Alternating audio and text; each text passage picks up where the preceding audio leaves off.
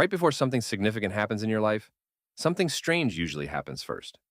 Not a dramatic sign in the sky, something quieter, a season that feels less like blessing and more like waiting, less like arrival and more like being cut back. Jesus described this exact pattern in John chapter 15. Every branch that bears fruit, he said, the Father prunes so that it will bear even more fruit. Pruning doesn't look like growth while it's happening. It looks like loss, branches disappearing, things being cut away that seemed at the time like they mattered. But the whole purpose of the cutting is a harvest the branch couldn't produce while it stayed exactly as it was. If your season feels more like pruning than blooming right now, here are 5 signs Scripture consistently points to when God is preparing someone for something greater. Signs that are easy to misread as setbacks when they're actually set up. Number 1, you're in a season of unusual isolation. Before Moses led a nation, he spent 40 years alone in the wilderness tending sheep. Before David became king, he spent years alone in fields, then years alone hiding in caves. Before Paul became the greatest missionary in church history, he spent 3 years in Arabia that barely get a mention in the book of Acts. Isolation before elevation is one of the clearest patterns in Scripture. Not because God enjoys your loneliness, but because certain things can only be formed in you when the noise of other voices isn't shaping your identity. If you're in an unusually quiet season right now, don't assume you've been forgotten. Assume you're being formed somewhere no audience can interfere. Number 2, you're facing an obstacle that's bigger than your current skill set. David didn't train specifically to fight giants. He trained to protect sheep from lions and bears. But the skill built in that unglamorous, unseen work turned out to be exactly what he needed when Goliath showed up. God rarely prepares you for the specific test you're about to face.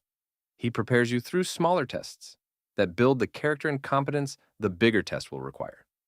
If you're currently facing something that feels too big for you, that feeling might not be a warning that you're unqualified. It might be the exact moment your training was pointing toward all along. Number 3, your prayers seem to be met with silence. Joseph had 2 vivid dreams about his future as a young man. Then, he was sold into slavery, falsely accused, and forgotten in an Egyptian prison for years. Scripture doesn't record God explaining himself to Joseph during any of it. The silence lasted roughly 13 years. Peter later writes that the proven genuineness of your faith, refined through trials, is more precious than gold refined by fire. That image matters here. A goldsmith refining gold doesn't walk away while the metal sits in the flame. He stays close, watching, because the fire only runs as long as it takes to burn off what doesn't belong.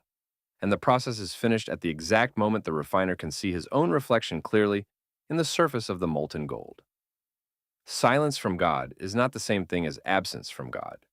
Sometimes preparation happens precisely in the seasons where you can't see God's hand, only feel his grip, while he watches far more closely than the silence would suggest.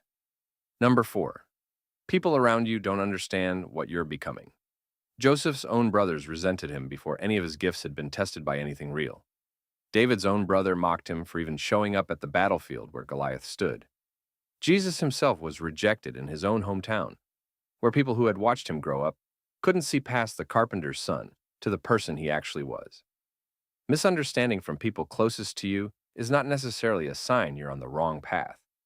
Sometimes it's simply a sign that what's forming in you hasn't finished forming yet, and people can only respond to what they can currently see.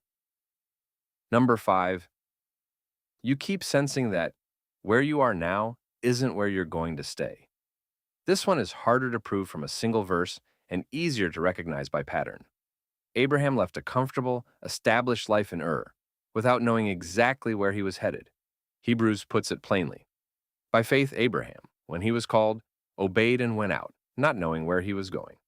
That combination, a persistent sense that this current chapter is not the final chapter, paired with genuine uncertainty about specifics, shows up again and again in the lives of people Scripture describes as being prepared for something significant.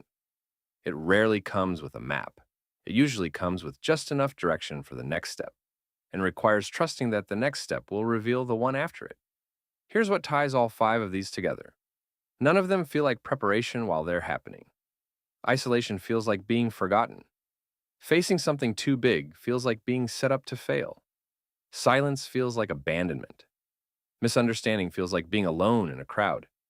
Restlessness feels like dissatisfaction with a life you should probably just be grateful for. But look back at Moses, David, Joseph, and Abraham, and you'll notice something. Every single one of them, in the middle of their hardest season, had no idea it was preparation. They only understood it looking backward, once the larger purpose had actually arrived. Peter tells believers to humble themselves under God's mighty hand, so that in due time he may lift them up. Not your time, his.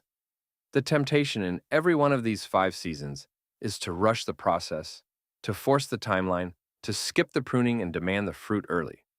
But nothing about the pattern in Scripture works that way. The waiting isn't wasted time standing between you and what's next. It's the actual mechanism producing it. Which means if you're in one of these seasons right now, you're in good company. And you may be a lot closer to what's next than the present moment makes it feel.